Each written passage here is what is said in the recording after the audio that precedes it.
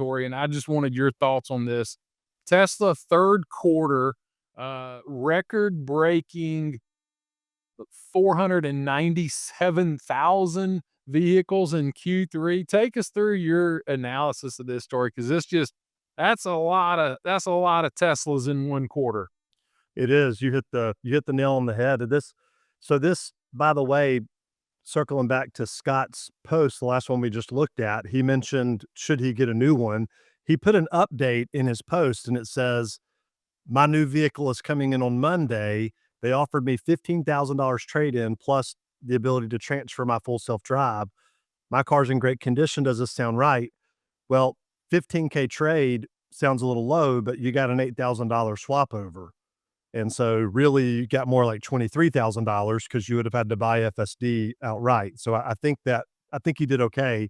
But Scott's proven the point here of why this was a record breaking quarter is, man, he wanted to do it before the tax incentive ran out.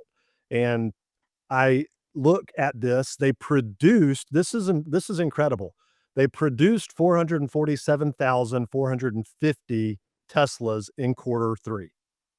They delivered 497,099 Teslas in Q3. Absolute record breaking. This is amazing. Now, the tax credit is responsible for the majority of that. And this was a bit expected. If you followed their stock pricing, it's off the charts. It has went crazy high. And Rob, we were talking last week, and I said, hey, if you haven't already, you might want to think about you know preparing to sell your Tesla stock, just because as this tax credit goes away, this could create a lot of interest and maybe sales continue at a consistent, pretty good level.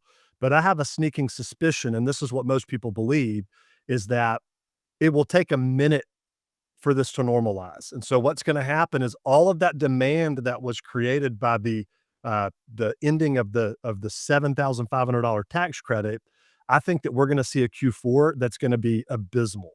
I think it's going to be a horrible Q4 in terms of deliveries.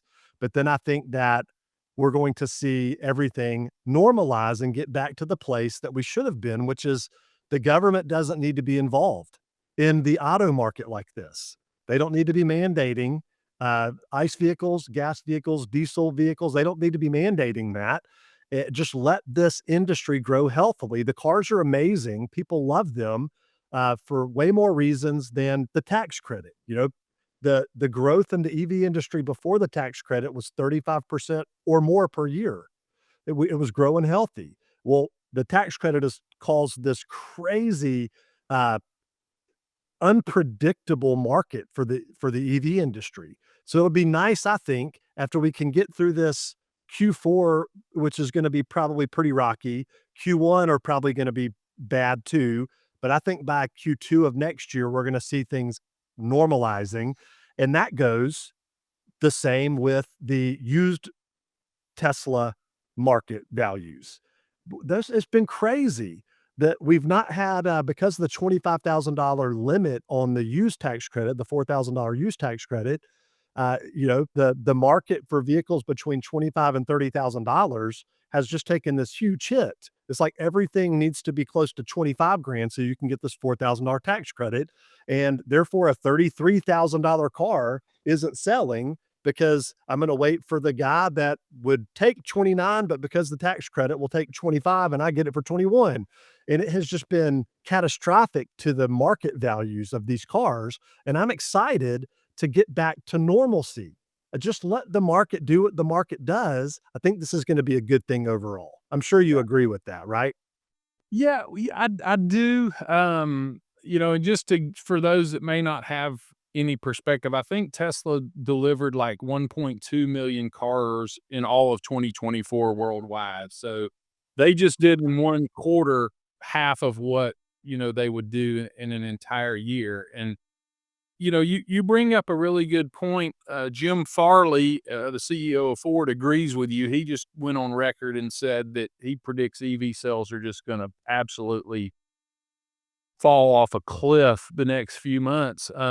One thing that I find interesting, Tory, and you and I there's a great story that we love to tell about a starving crowd, you know, we were having a contest to see who could sell the most hamburgers, and Tory could have the greatest beef and the magic chef, but if I had the starving crowd, I could still sell more hamburgers than him if he was in a bad location, and he had no customers, even though his beef and his chef and his burgers were better than mine. I'm gonna sell more burgers than him because I have a starving crowd.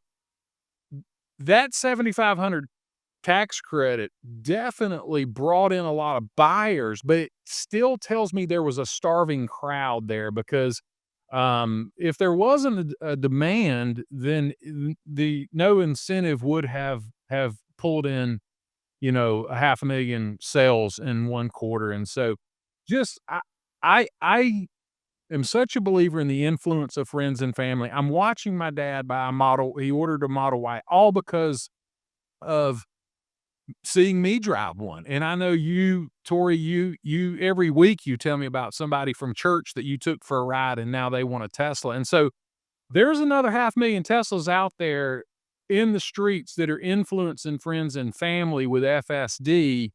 And so, you know, I I know they're gonna slow down, there's no way they can maintain. Obviously, the tax credit was it makes me very bullish on the future for Tesla. Like you said, when we get into Q1, Q2 of next year, and we get these tax credits behind us and things normalize, the volatility goes away, values start to stabilize.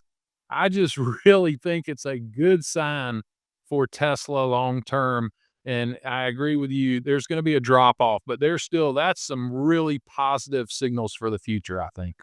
Yeah, so this year, uh, quarter one, 336,681 vehicles were delivered. Quarter two this year, 384,122. And then this quarter, record breaking, obviously, right at 497,099. So that's over 1.2 million already right there. Well, And I believe that's a they've US already number.